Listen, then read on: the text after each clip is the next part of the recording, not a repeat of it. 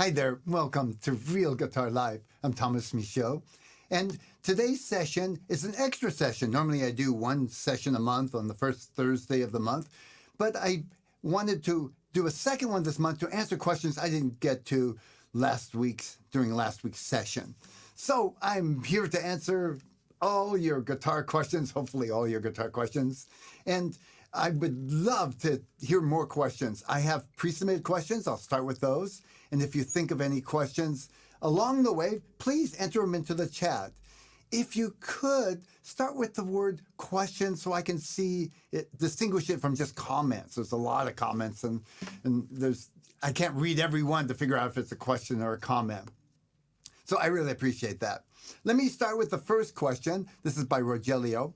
He's asked me to talk about how Roman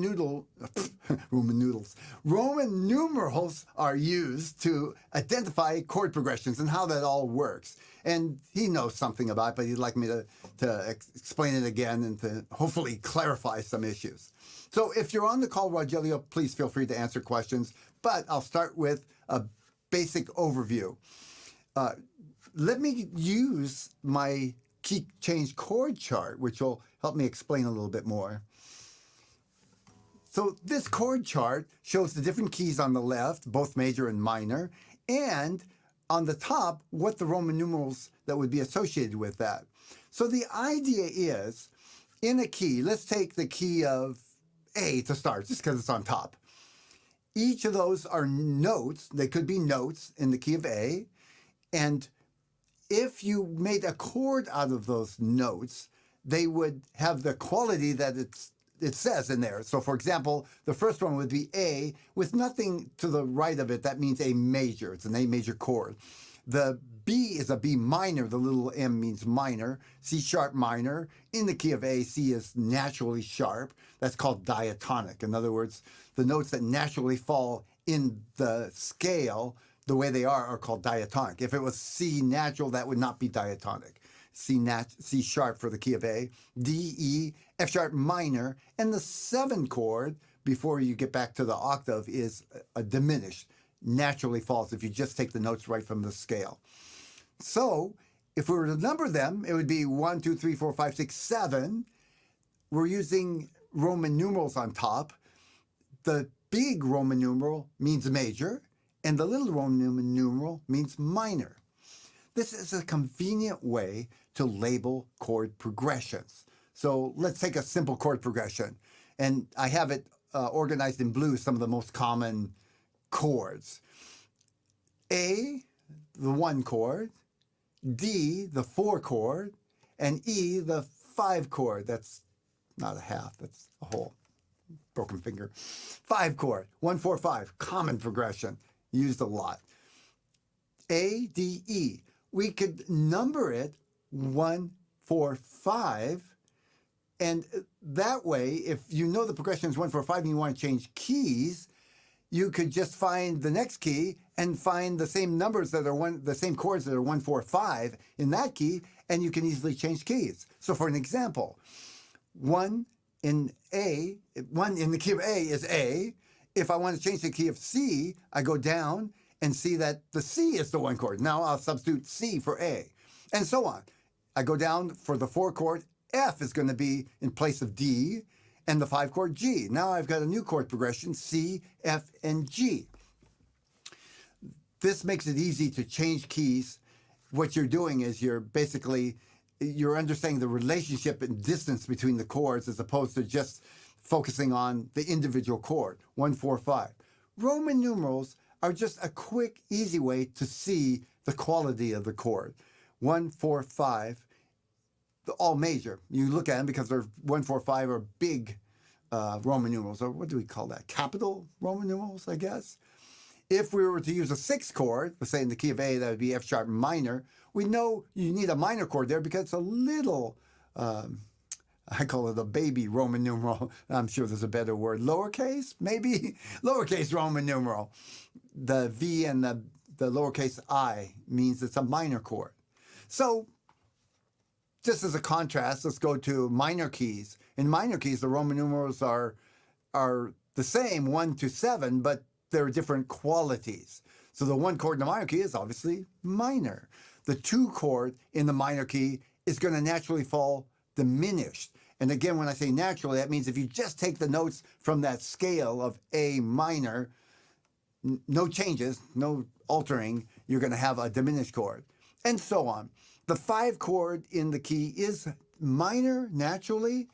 It's a common practice to change that to major. They actually change a note. So it's a note, it would take it out of the key, but it gives it a certain strength because the function of the 5 chord is designed, it's supposed to give you this energy to go back to the 1 chord. And the minor chord is kind of soft that way. It doesn't do it as strongly. And so by changing that to E major, it makes it even stronger to go back to the A chord. Ultimately, you can do anything you want, right? It's a sound you're after. And people made these rules a long time ago through experimenting and deciding what seems to work best at that time. And things change, the styles have changed a little bit. Still valid. It's good to know the rules and to know what's happened before. And it's easier to make minor changes or to do things a little bit differently, knowing how far you're veering from what people are used to. So I'm going to stop there. Please, if you have any questions about that, I'd be happy to answer it. I'll look over. So there is a question. Rogelio says, so the Roman number is where the note falls in the order of the scale key. Hope that makes sense. Yes, Rogelio, it does actually. And both are right. You see, here, it could be confusing. When I say the key of A, you could also say that each of these are the scale of A. So the A note, B note, you wouldn't worry about minor or major. A, B, C sharp, D, E, F sharp, and G is the scale of A. But if you make chords with each note in that scale, so you make an A chord, a B minor chord, because we're using just notes from the scale. We're using a B, D, and F sharp note, and that makes a B minor chord. Now we can say it's the key of A, and the chords are all in the key of A. So the key and scale are very closely related. It's not the exact same thing. A scale indicates just single notes. A key can be single notes. You can say those notes are in the key of A. You can say all these notes are in the key of A, but you can also make chords and say all those chords are in the key of A. And the Roman numeral indicates the chord. When you see a Roman numeral, it's talking about a chord. It's not talking about a scale degree. For some reason, we just say the 3rd scale degree. We don't say a Roman numeral. We don't write a Roman numeral. We'd say, if I want the 3rd scale degree of A, I would say the 3rd scale degree, and that would be a C sharp note, not chord. Now, if you say a chord built on the 3rd scale degree, that would be a C sharp minor chord, and you could indicate that if you're writing it down as the little 3 Roman numeral. We see Roman numerals, they mean chords, not individual notes. Let me see. Question, easy way to understand the key of your voice for singing the song.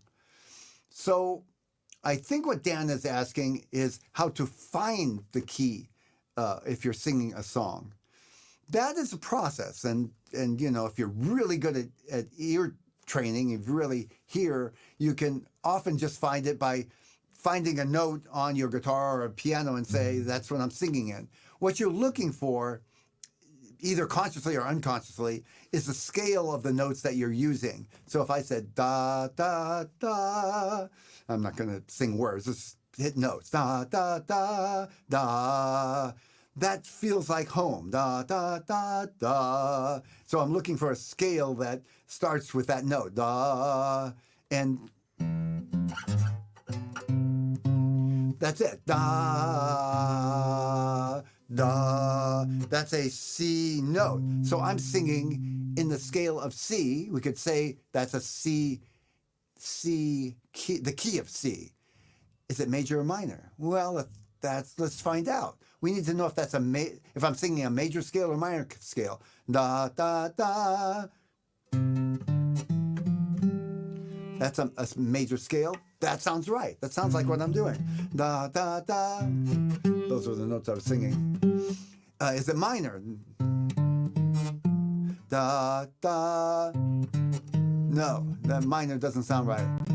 Da, that would be da. I was singing da, da, da. And the minor is da. C major. I'm singing in C major. Obviously, take some practice. This is not something you just got the technique and it works. I will link to a blog post where I talk in more depth about finding the key to a tune. Either it would apply to singing, or if you're just listening to a song and you're trying to figure out the key. Let me see. More questions. I don't see any related to this, so I'm going to go on to the next question on my pre-submitted list. There are so many warm-up exercises. This is from Shulamit, each addressing different aspects of guitar skills. And I can't do them all, or if I did, I wouldn't have any time to practice afterwards, practice other stuff. How do you choose? How do I know which ones to practice, and how do I choose? Well, obviously there's no exact science to this, but I'll give you some ideas. And if you have any ideas, I would appreciate your comments in, how you decide what to practice. One of the things that I often do, well, there's two things. One is that if I'm working on a warm-up exercise and it's something that I just want to improve in general, I'll do that same warm-up exercise every time I practice, or every day at least, for weeks. I just keep coming back to it. And I'll maybe, increase the speed a little bit, but I'm always looking at it as a warm-up, not as an exercise to improve speed. So if I do improve speed, it's always still going to be relaxed and fairly easy. I'm not looking to challenge myself too much. That's a warm-up. You want it to be kind of easy. You're getting the muscles warmed up for the more challenging things. So let's say, an example, this is a real example. I'm working on tremolo. I would never do it on this guitar, but just wanted to give you an idea what it is. I'd use a nylon string guitar. This, if I really try and do it on here, it'll chip my nails, and I don't want that. I'll do a warm-up with a very slow, something that involves a very slow, much easier, much slower than I can actually play, just to get the fingering right, to feel relaxed, to get the muscles going. And I know that's going to help me when I go to practice the tremolo later on in maybe that session, or even later that day. I'll do that warm-up, for days or weeks at a time. The other thing is, if I'm working on a specific issue that practice session, I would probably pick a warm-up that seemed like it was going to be related to that issue. And only if, if that was an issue I was wanting to work on, intensely that particular day. So, again, it fits in this case. I would pick a tremolo if exercise as a warm-up if I were going to work on tremolo that day. And that happens to be the case right now. I'm often working on tremolo. You don't have to stick to just one warm-up, but I would lean towards just one or two warm-ups.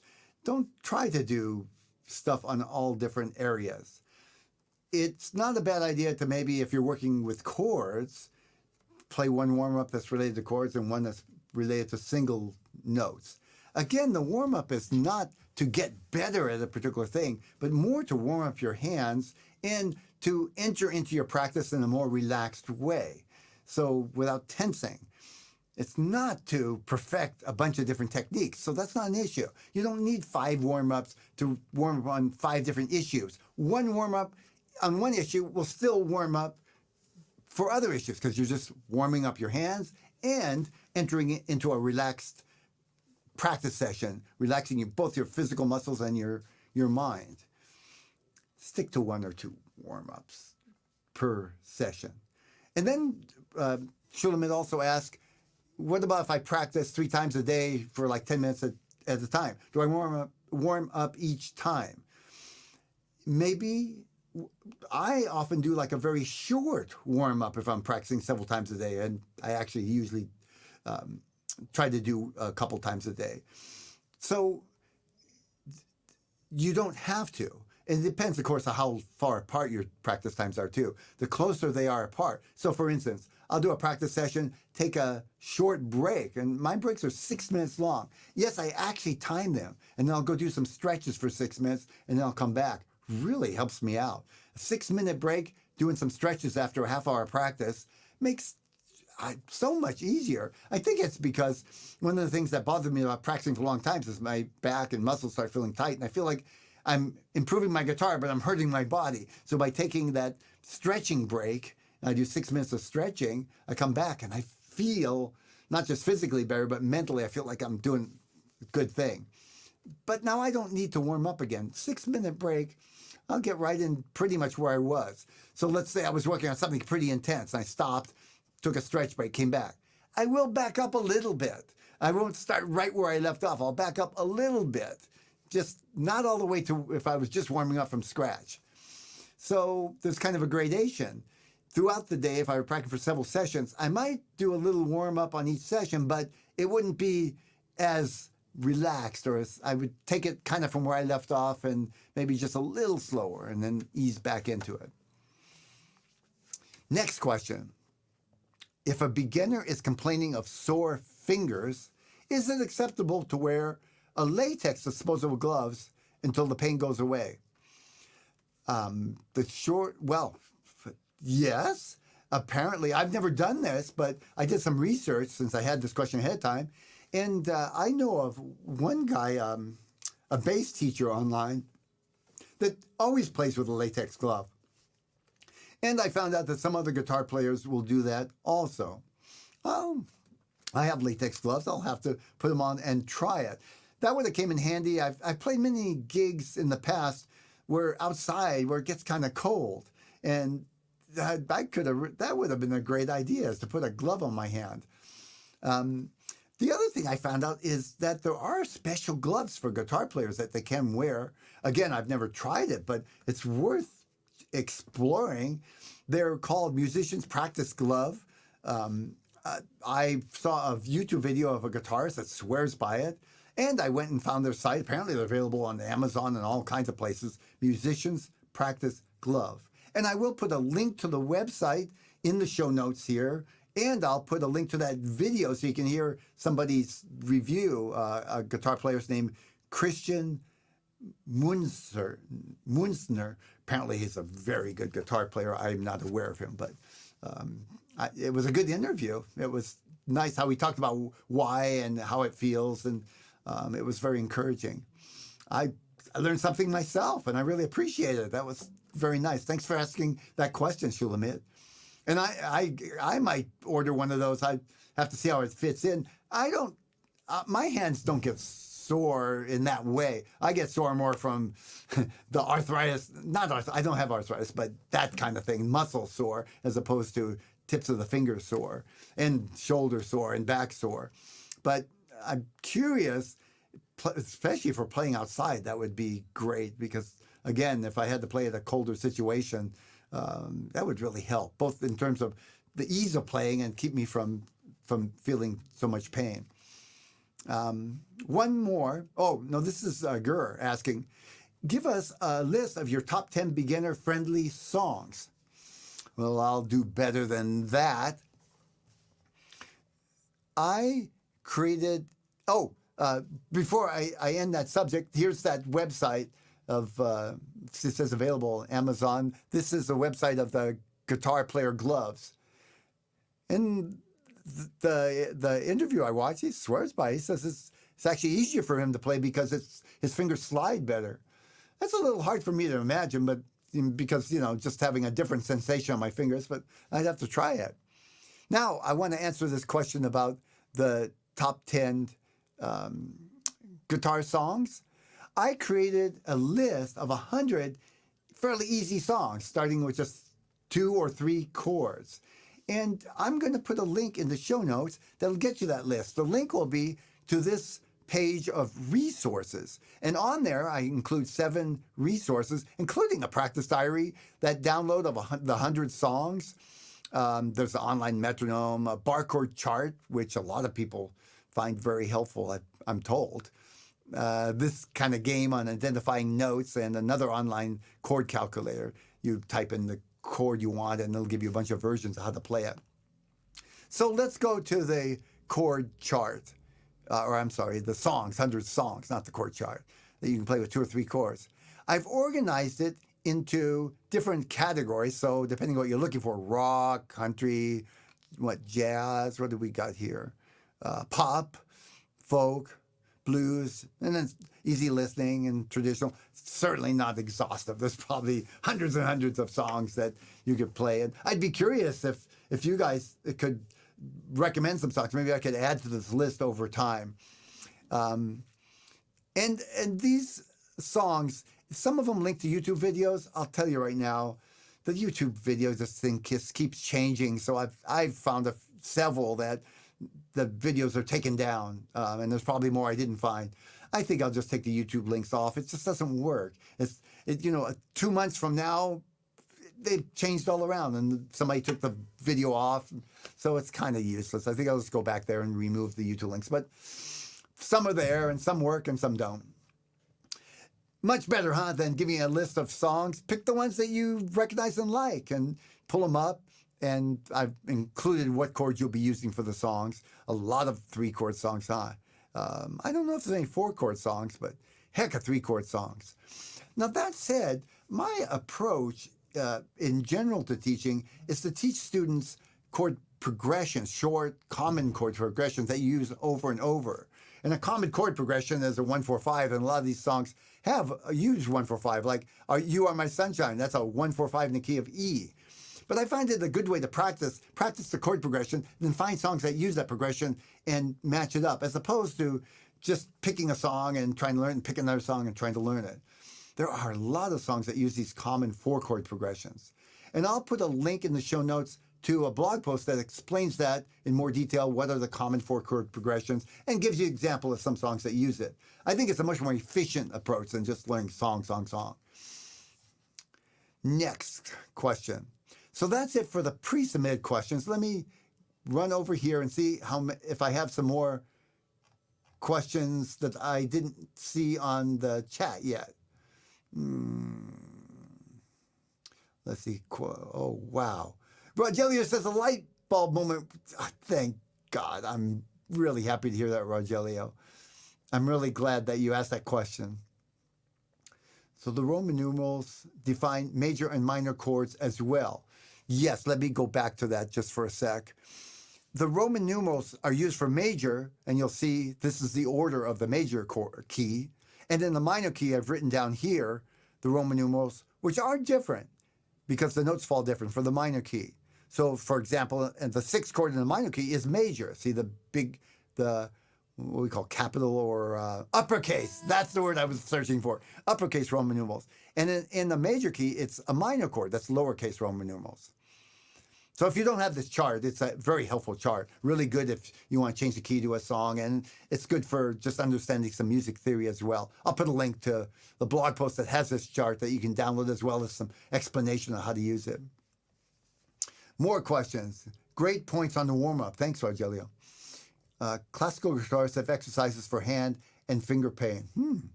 I've never come across that. That's good to know. It's like hand yoga. And I have exercise for stretching on my blog post. Stretching really helps me. By the way, on warming up, I often start the day, not every session, but the day with my stretching exercises my first practice session. And that really has helped me out. And then when I come back, I'll often just start with 20 seconds of stretching. I like to do this even throughout the day when I'm not practicing guitar. It helps me. I'm going to remove this for now so I can be big. How do you get to know the strumming pattern of a song, Alex? That's a good question. It's a process. First and foremost, Alex, it really helps to have a library in your tool belt of different strumming patterns, preferably kind of basic strumming patterns, because that'll help you when you hear a song to try to match up. If you don't know any strumming patterns, it's really hard to figure out what they're doing if you haven't done it yet. To basically learn the strumming pattern that would work. You want to have some strumming patterns. Start simple.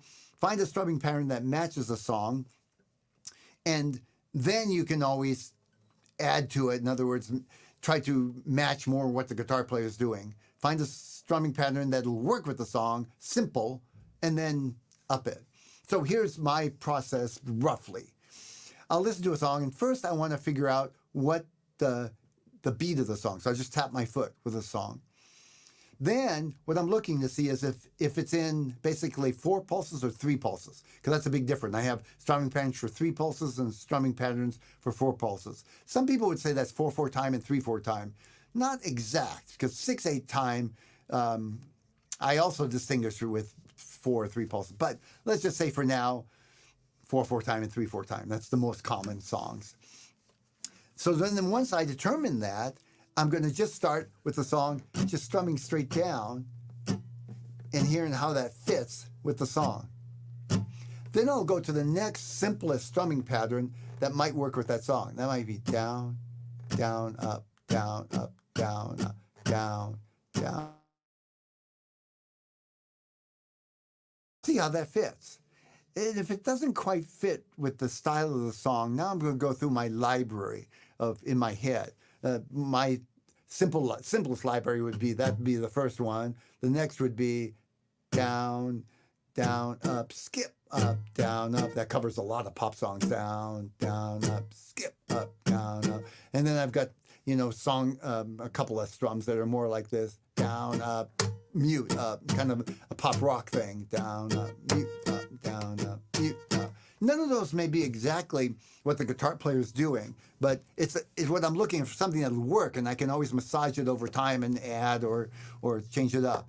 Keep in mind that, especially when you're listening to songs that are a number of different instruments, there is no one right pattern that exactly is what that song is, because you're trying to play a pattern that emulates well enough what all the instruments together are creating. When you have a bass, a drums, and a rhythm instrument, a guitar or keyboard, no one instrument is the whole rhythm. So you're basically playing a rhythm that will do the job, but not necessarily the one exact rhythm that's being played. So I hope that helps, Alex. Of course, it's a process, and the more you do it, the easier it gets. I would start with simple songs, and it's a muscle. The more you can do it, the easier it gets, and you can go to more complex songs. Start with the 2 and 3 chord songs, and find YouTube videos of playing the song. If you can find somebody playing on guitar, even better, because that'll make it easier to hear a guitar pattern in the beginning.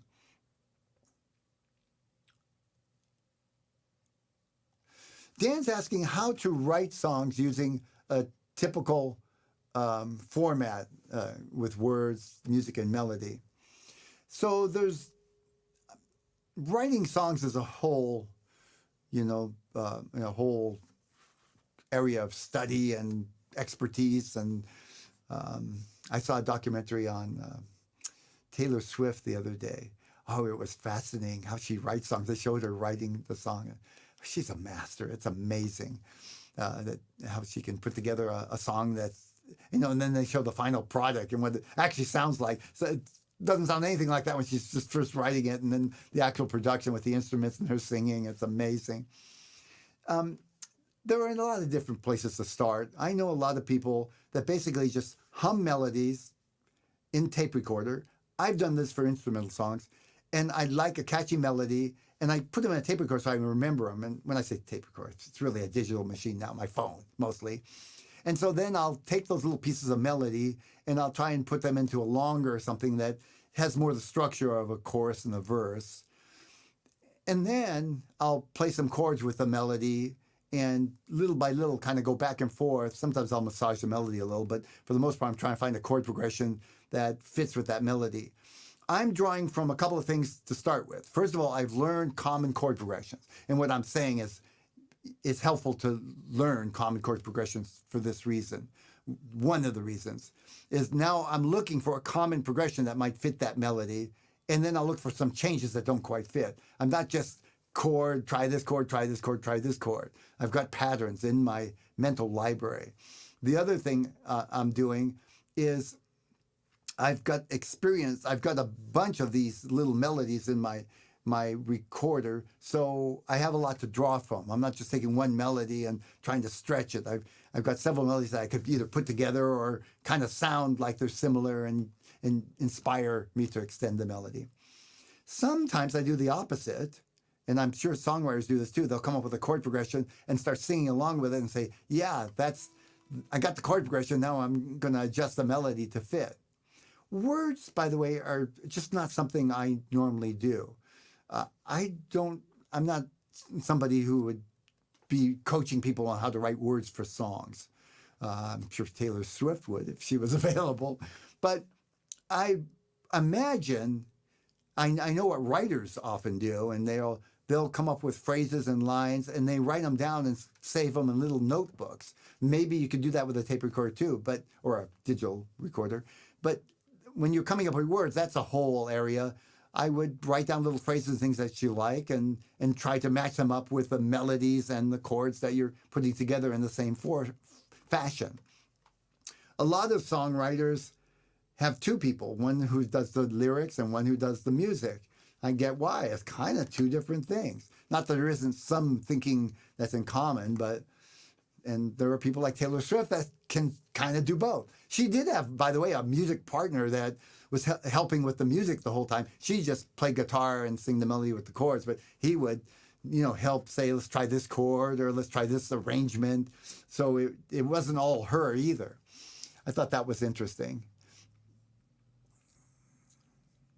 And the chart is tremendously helpful. You're very welcome.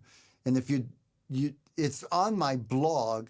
Just look up key change chord chart there's a search on my blog. If you don't want to wait, the show notes will come out in a few days and I'll have a link directly to it. But if you just go to my blog and search key change chord chart or key change, you'll probably do it.